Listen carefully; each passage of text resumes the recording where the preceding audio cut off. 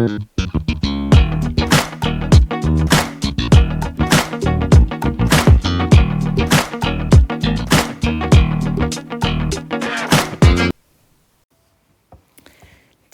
지난 강의에 이어서 계속 진행하도록 하겠습니다. 11페이지까지 내용 정리는 끝났고요. 이제 12페이지, 오늘은 탐구활동부터 시작을 하도록 하겠습니다. 자, 이번 시간에 이어지는 탐구활동은 이전 시간에 배웠던 대동여지도와 관련된 활동입니다. 대동여지도와 관련된 내용은 워낙 중요하기 때문에 집중해서 잘 보도록 합시다. 자, 대동여지도가 가지고 있는 특징을 이 대동여지도 제작을 위한 미션이라고 해서 이렇게 4가지 정리를 해봤는데요. 자, 보면 첫 번째, 지도를 이용하는 사람들이 이용하기 편하도록 최대한 많은 내용을 담은 지도를 만들 것. 그리고 많은 내용을 담고 있더라도 조잡하지 않고 한눈에 들어오기 쉽게, 즉 이해하기 쉽게 지도를 만들 것. 그래서 이 미션 1, 미션 2 두 가지의 목적을 위해서 이 지도 제작자인 김정호가 택한 방식은, 지금 여기 미션이라는 말이 빠져버렸네요.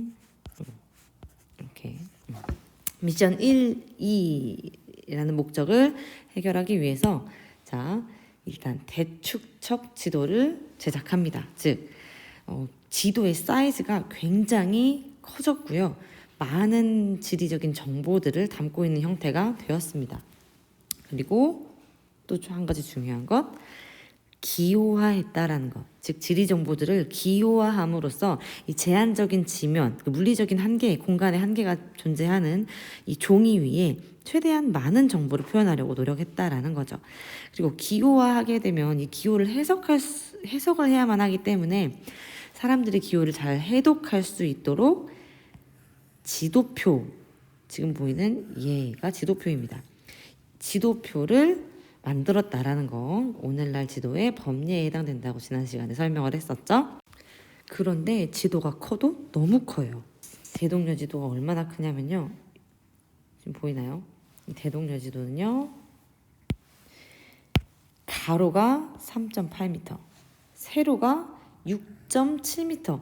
이 정도면 한 2층 이상, 3층? 3층 정도, 3층 조금 안 되는 정도의 지금 크기의 지도가 완성이 된 겁니다. 지난 시간에 배웠던 내용 중에 대동여지도는 분첩, 절첩식 지도이다라는 말 기억하죠? 자, 총 22개의 책으로 이루어져 있습니다. 분첩이 됐어요. 보면 이렇게 1책, 2책, 3책, 4책, 5책 있죠? 이렇게 22권의 책으로 이루어져 있고요. 한 권의 책을 각각 접을 수가 있습니다. 이런 식으로 페이지와 같은 형태가 되는 거죠. 그래서 보면 이게 한 권의 책 중에 1페이지, 2페이지, 3페이지, 4페이지, 그래서 마치 아코디언처럼 이렇게 접힌 이런 형태가 되는 거죠. 그래서 휴대와 열람이 편하도록 병풍처럼 접고 펼 수 있는 분첩, 절첩식으로 만들어진 지도라는 게 바로 이 미션 3번, 이 내용을 만족하는 조건이 되겠죠. 그리고 또 한 가지 중요한 요소는 4번에 특정한 소수의 사람들만이 아닌 아주 많은 사람들이 지도를 구할 수 있게 할 것. 이 조건을 만족하기 위해서, 이 미션을 수행하기 위해서 필사본이 아닌 땡땡본으로 지도를 제작합니다. 이 땡땡에 들어갈 말은 뭘까요? 목판본이 되겠죠. 그리고 지도를 종이에 그리는 것이 아니고 나무판에 새겨서 찍어내는 아주 획기적인 방식을 택합니다. 그래서 대량 생산이 가능했기 때문에 지도의 대중화에 기여했다라고 우리가 평가를 할 수가 있는 거죠. 그리고 필사본과는 달리 복사본을 만들어내는 과정에서 오류가 생기지 않는다는 것. 그 원본에 오류가 있을 수는 있겠지만 원본과 달라지는 오류는 없었다라는 거, 아주 중요한 의의라 볼 수 있습니다. 자, 그 밑에 대동여지도의 지도표를 내용을 좀 볼게요. 원래 원본에 있는 이 지도표는 이런 형태로 생겼는데요. 이거를 우리가 이해할 수 있는 형태로 바꿔봤더니 이런 모양이 됩니다. 자, 대동여지도의 지도표는요, 중요한 내용 중에 하나 뒤에서 나올 건데요. 자, 이렇게 도로, 직선으로 표현된 도로의 10리, 20리, 30리, 40리, 10리 간격으로 방점이 찍혀 있다라는 거 중요하고요. 이런 각각의 기호들이 지금 무엇을 의미하고 있는지를 설명을 해주고 있죠. 자, 주로 언급이 되는 것들을 해석을 좀 해보면요. 일단 읍지라는 것은 관하가 있는 지방의 요충지, 그러니까 지방 행정적인 중심지를 말합니다. 역참은요, 한국지에서 종종 등장하는 개념이기 때문에 조금 알아두세요. 역참은 공무 수행자에게 말과 숙식을 제공하던 곳입니다.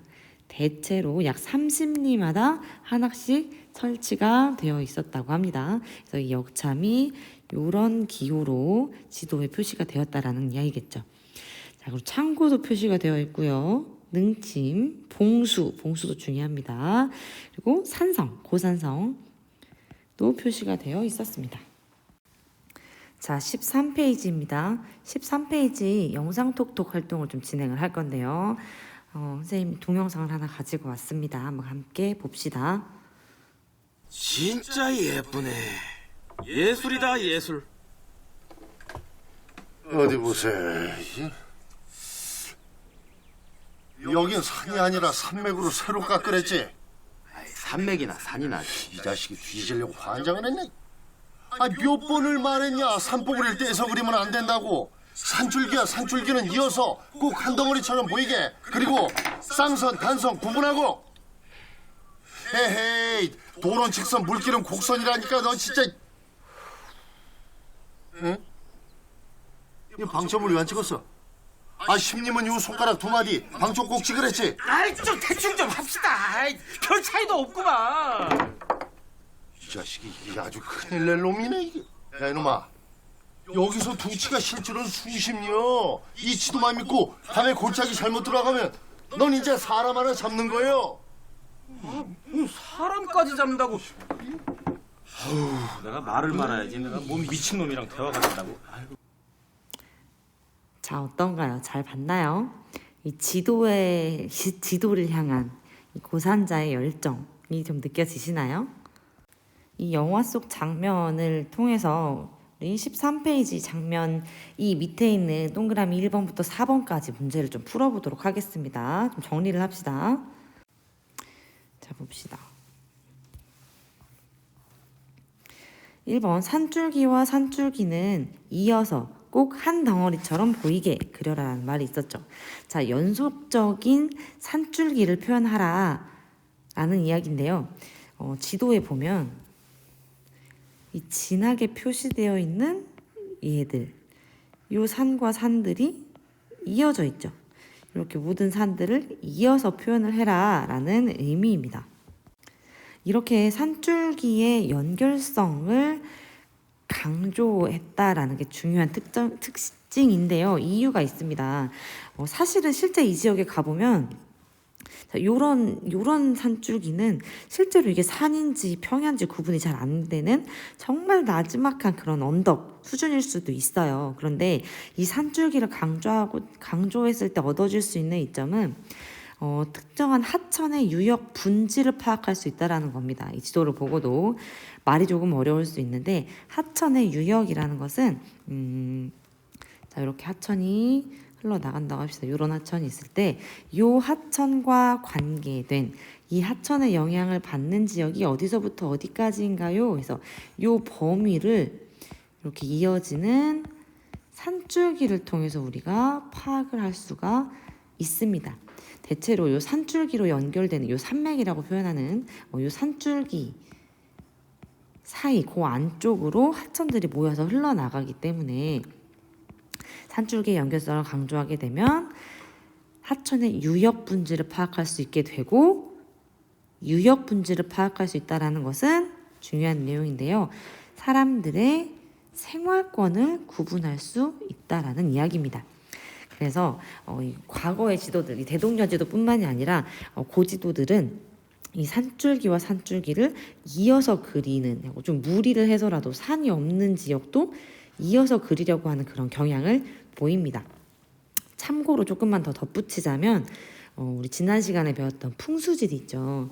이 풍수지리학에서는 이 산줄기를 통해 좋은 땅의 기운이 흐른다고 믿었기 때문에 그 기운의 통로가 되는 산줄기를 끊어지게 표현하는 것을 경계했겠죠. 이런 이유도 있었습니다. 자, 계속 보겠습니다. 2번. 자, 하천은요, 곡선으로 표현합니다. 지금 요 밑에 지도를 보면 요런 애들이죠. 요런 애들. 얘네들 곡선으로 표현된 요런 아이들. 자, 얘가 지금 하천이 되는 겁니다. 이렇게. 자, 그런데 이 하천은 크게 두 가지 종류로 나눠져요. 일단 가항하천은 두 줄 쌍선으로 표현이 되어 있고요. 비가항하천은 한 줄로 된 단선으로 표현이 되어 있습니다. 말이 좀 어려운데요. 가항하천이라는 것은 항해가 가능한, 즉 배가 다닐 수 있는 하천이라는 뜻이에요. 그래서 보면 지금 두 줄로 표현되어 있는 요 아이들이죠. 요 아이들. 요만큼의 구간은 배로 갈 수 있어요. 그런데 동일한 하천이에요. 지금 동일한 하천이지만 단선으로 표현되어 있는 이 부분 있죠. 얘네들은 수심이 낮고 규모가 작아서 배가 들어갈 수 없는 하천이다라는 정보를 표현을 해준 겁니다.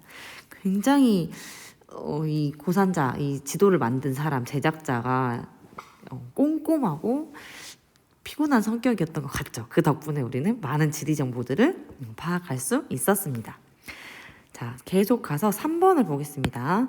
도로는요, 곡선이 아니라 직선으로 표현을 합니다. 그래서 색깔을 구분할 수 없었기 때문에 이 도로는 직선, 하천은 곡선으로 표현을 함으로써 이렇게 찍어내도, 한색으로 찍어내도 이제 지리 정보를 파악할 수 있게끔 배려를 한 거겠죠. 그래서 지금 지도를 보면 지금 노란색으로 표현되고 있는 얘들 있죠. 얘들 직선으로 표시되고 있는, 얘도 형광펜으로 할까요? 얘네 지금 요렇게 가는 애들, 요렇게 얘네가 도로가 되겠습니다. 잘 보면 도로에는 엄청 중요한 내용입니다. 얘는 이걸로, 도로에는 심리마다 매우 중요합니다. 방점을 찍어뒀어요. 심리마다 방점을 찍어서 거리를 파악할 수 있게 씁니다. 지금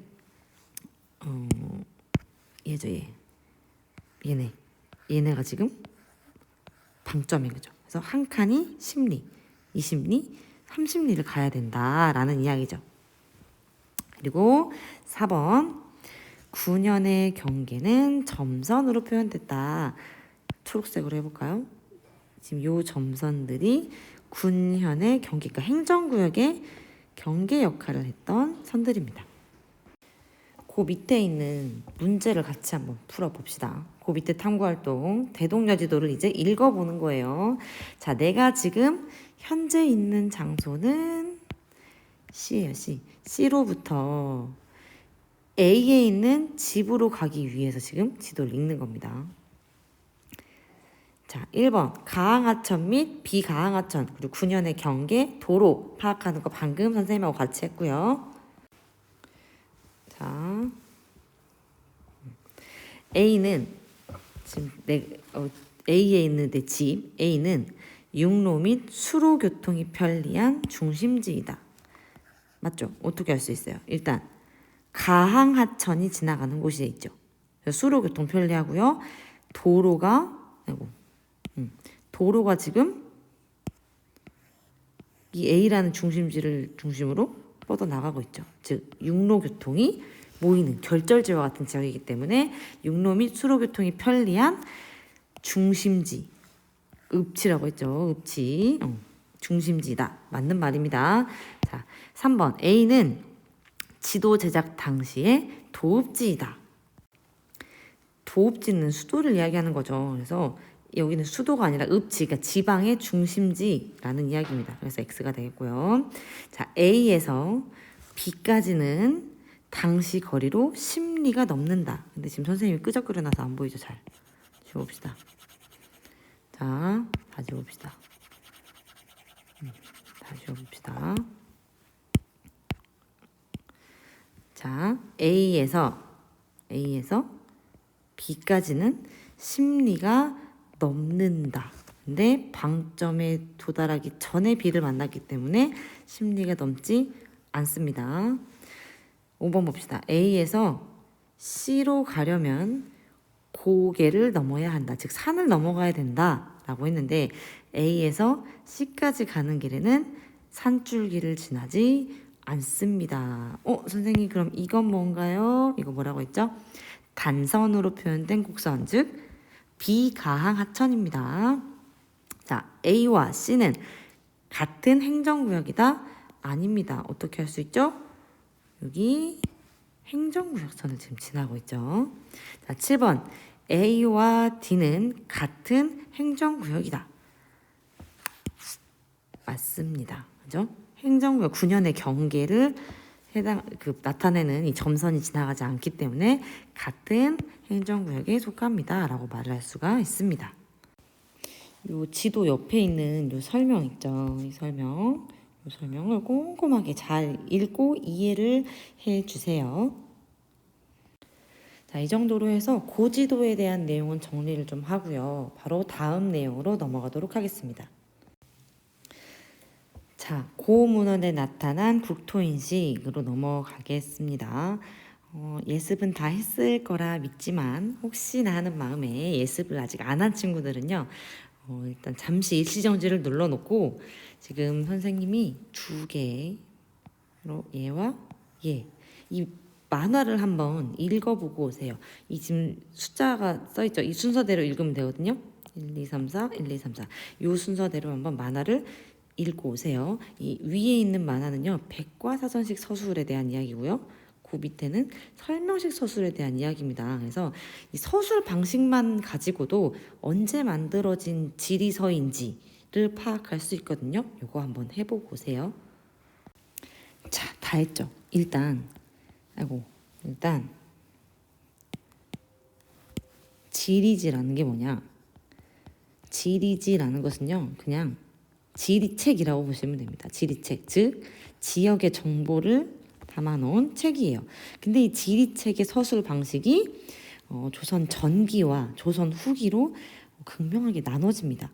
그래서 이 지금 우리가 만화를 통해서 살펴보고 온 이 서술 방식의 차이를 보고도 이게 조선 전기의 책인지 조선 후기의 책인지를 좀 구분할 수 있어요. 자, 보면요. 자, 위에부터 봅시다. 가나는 조선시대에 편찬된 지리지입니다. 단, 가나는 조선 전기 신증 동국여지 승남 혹은 조선 후기 택리지 중에 하나이랍니다. 이게 지금 문제화 될 때, 그러니까 지리지에 관련된 문제가 될 때 항상 이런 식의 단서를 줍니다.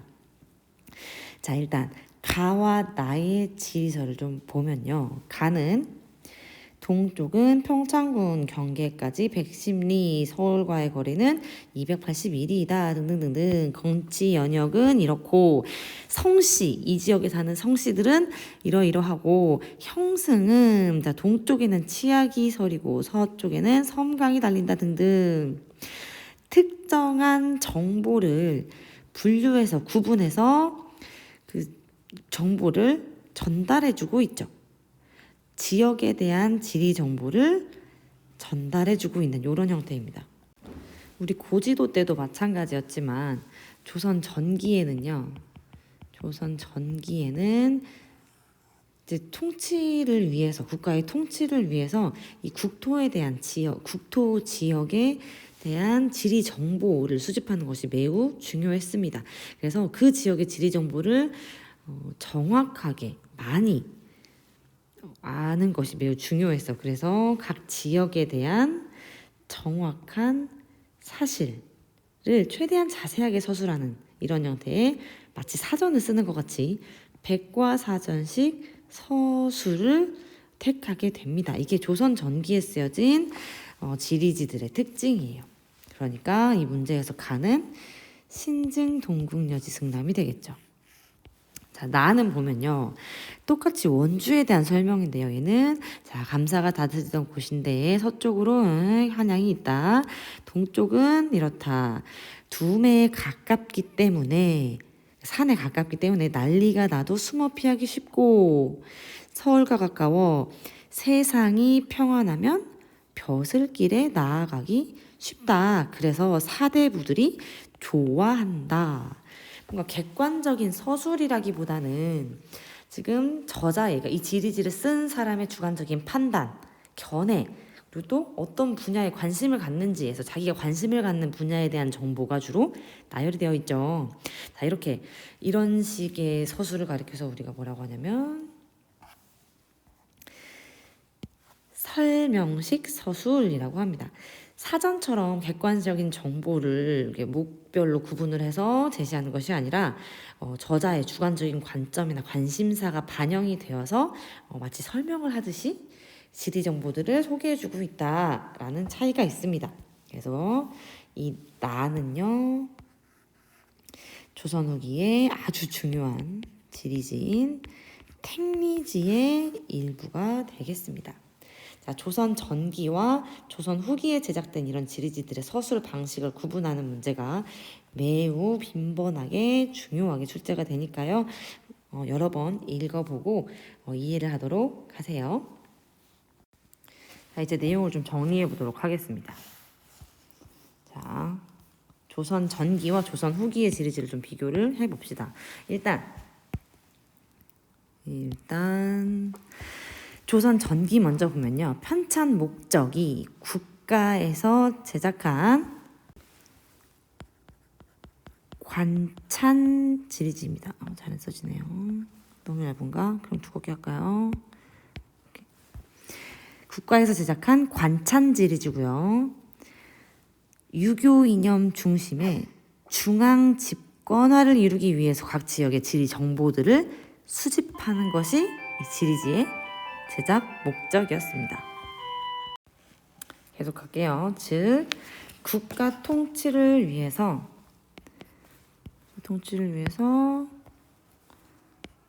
행정적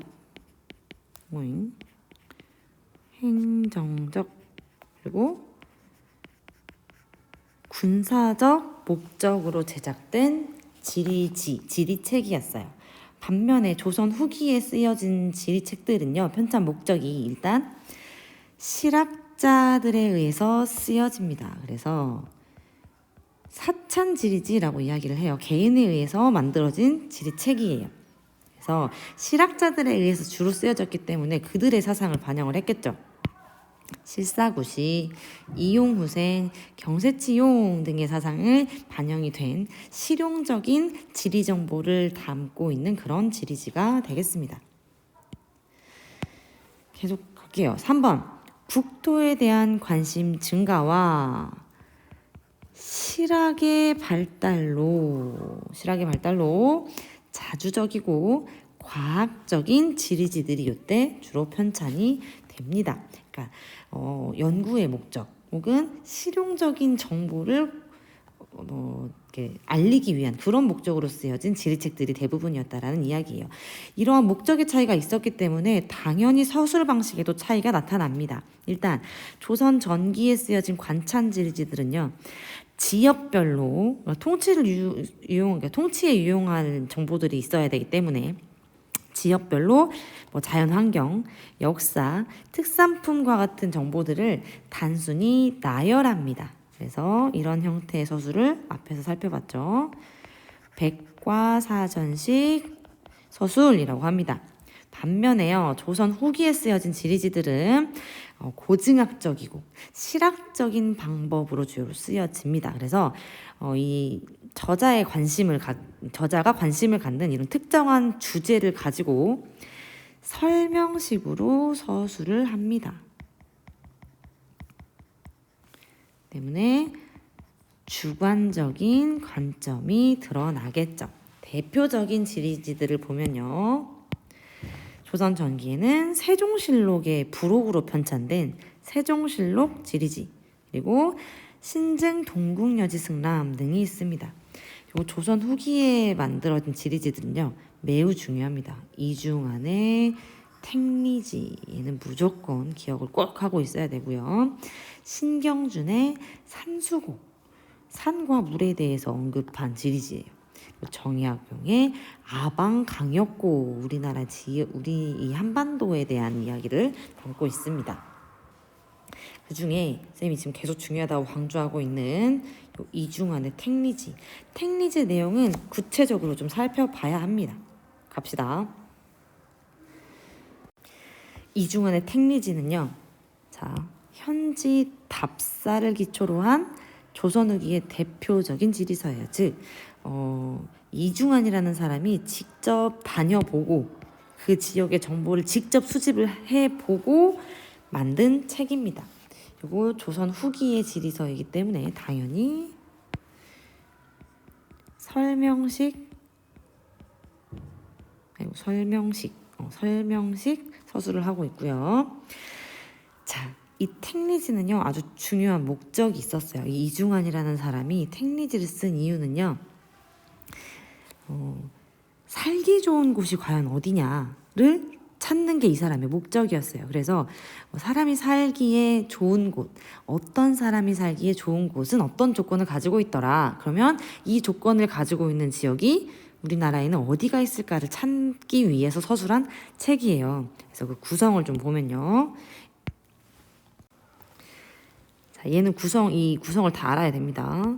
첫 번째, 사민총론이라고 해서, 그러니까 챕터 1이에요. 사민공상의 이 조선 사회를 구성하고 있는 이 사회의 계급을 구분해 놨어요. 자, 학교에서 녹화를 하다 보니 이제 별 소리가 다 납니다. 계속 갑시다. 우리는 갑니다. 사민공상은 알고 있나요? 사민공상. 선비와 일반 사람들, 그러니까 농사 짓는 사람들이죠.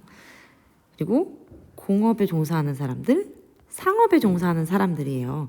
그래서 이 사람들의 직업에 따라서 이렇게 계급을 구분하던 시대였거든요. 그래서 이 사람들이 구성하고 있는 조선 사회에는, 자, 실학이기는 하지만 어쨌든 유역의 근거를 두고 있기 때문에 사대부 중심의 사회다라는 것을 설명을 하고 있어요. 그래서 이 사대부가 살기에 좋은 곳을 복거총론에서 설명을 합니다. 자, 이 복거총론에 들어가기 전에 두 번째 챕터에서는 무슨 이야기를 하고 있냐면요. 팔도총론이라는 제목으로 팔도, 우리나라에 그 당시에 존재하던 8개의 도, 그래서 우리나라의 산세, 위치가 어딘지, 그리고 각 팔도의 위치와 역사적 배경과 같은 전반적인 이 조선의 지역들을 종합적으로 이제 서술을 합니다. 그리고 나서 본론이 챕터 3번 복거총론에서 드러나는 거죠. 자, 복거총론의 주제는요, 사대부, 즉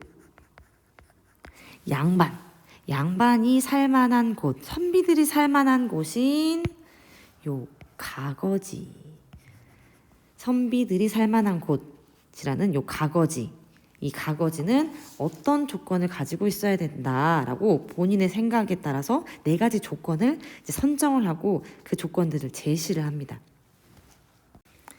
요 4가지 조건을 여러분이 반드시 머릿속에 넣어 두어야 합니다. 자, 이중환이 택리지라는 저술을 통해서 사대부가 살만한 곳은 이런 조건을 지녀야 된다라고 밝힌 건데요. 자, 이 4가지 조건은 뭐냐?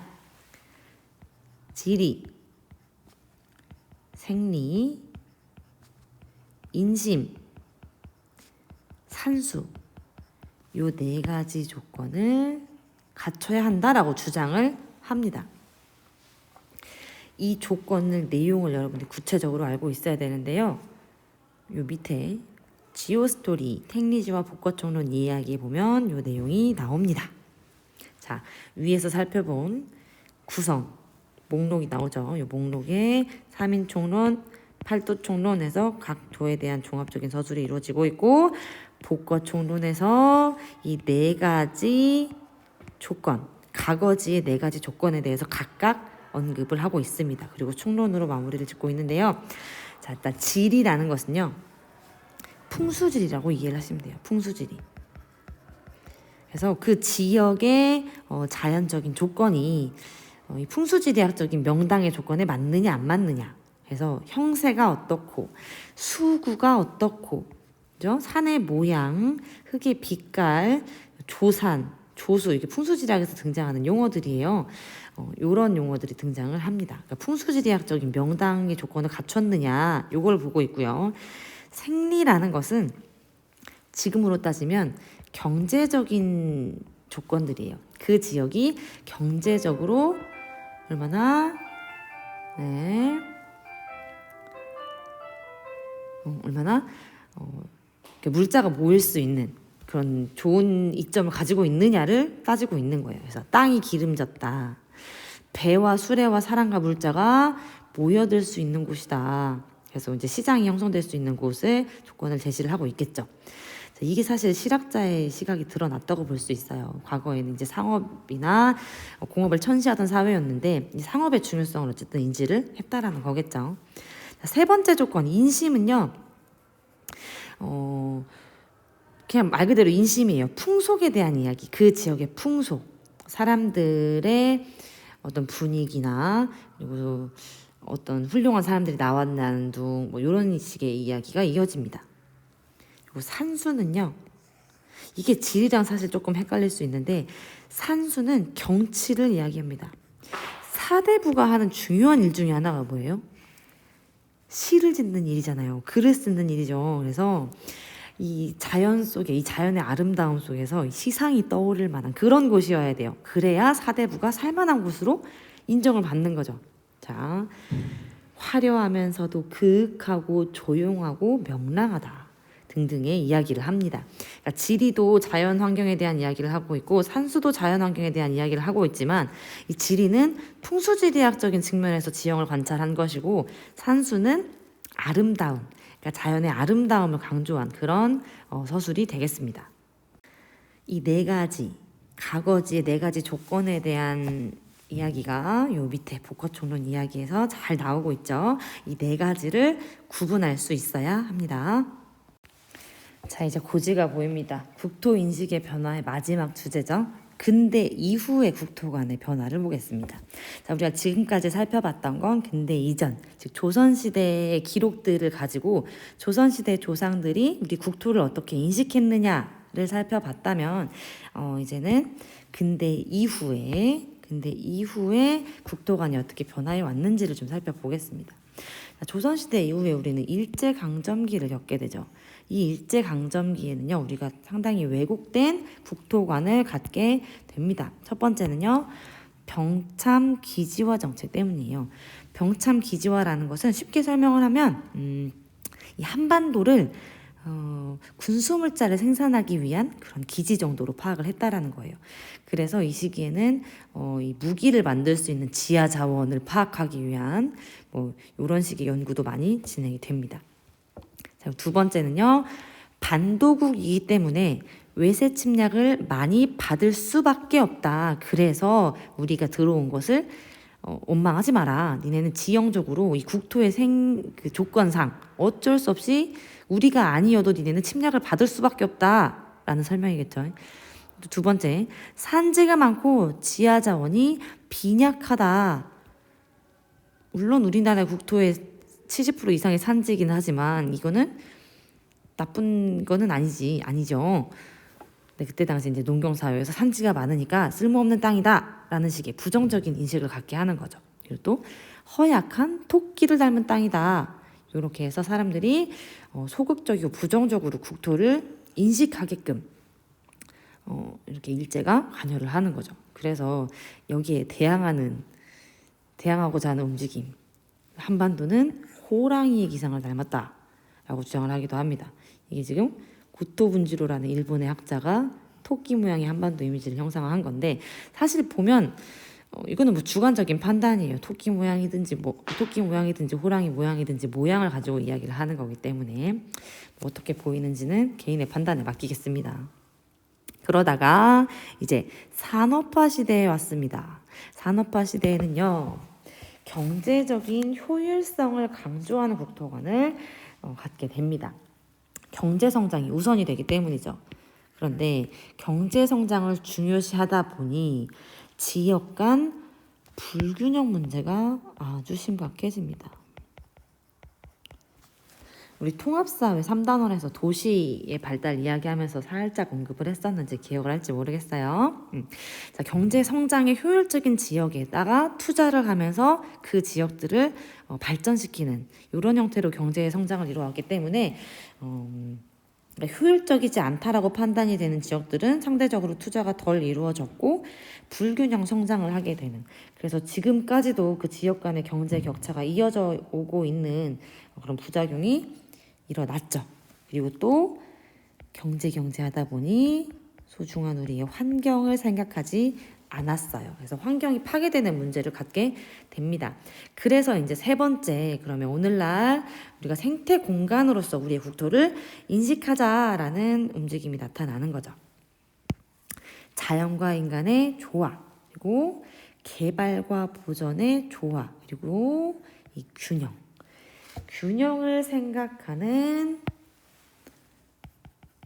생태 지향적 관점을 추구하게 되는 거죠. 너 안 불렀어요, 시리야.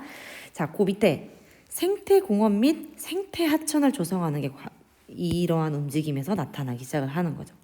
국립공원을 지정하고 관리를 한다든지, 습지 보호 지역을 지정해서 관리를 한다든지, 하천과 갯벌을 복원한다든지, 그러니까 이 산업화 시대 때 파괴된 국토를 보호하기 위한 노력들이 행해지고 있는 거죠. 이런 국토관에 의해서. 자, 그럼 사례를 중심으로 좀 살펴보겠습니다. 아주 중요한 지역이에요. 시화호가 어디일까요? 우리 작년에 통합사에 시험에도 한번 나왔었는데, 자, 이 시화호의 개발과 복원을 통해서 본 국토인식의 변화 과정 한번 읽어보시고요. 자, 생태계가 복원된 서울의 양재천이라는 하천이 산업화 과정에서 오염이 됐는데 다시 생태하천으로서 복원이 되었다라는 내용입니다. 이 부분은요, 사실 이렇게 학습지로 내용을 정리하기보다는 실제로 읽어보는 게 더 효과적이에요, 공부하기가. 그러니까 교과서 22페이지에서 23페이지에 해당하는 내용을 반드시 읽어보시기 바랍니다. 자, 이렇게 해서 지금 국토인식의 변화 단원의 내용 정리를 좀 마무리를 하겠습니다. 고생 많았고요. 복습 아주 중요합니다. 지도와 관련된 내용, 그리고 지리지에 관련된 내용이 좀 낯설기 때문에 힘들 수 있는데 복습을 통해서 완벽하게 머릿속에 집어넣고 교실에서 만납시다. 그리고 선생님 한 가지 더 강조를 하자면 제발 지리로 세상 읽기. 지금 몇몇 친구들은 선생님이 주제에 제출한 것에다 댓글을 달아줬는데요. 얼른 구글 클래스에 들어와서 지리로 세상 읽기 수행평가를 빨리 하도록 하세요. 이번 주까지가 마감입니다. 주제를 완성시키려고 생각하지 말고 주제, 내가 관심이 있는 주제를 거칠게라도 일단 올려놓으세요. 선생님하고 같이 댓글 달아가면서 좀 더 구체화시키고 정교화시켜 가도록 하겠습니다. 일단 올리세요. 고생했습니다.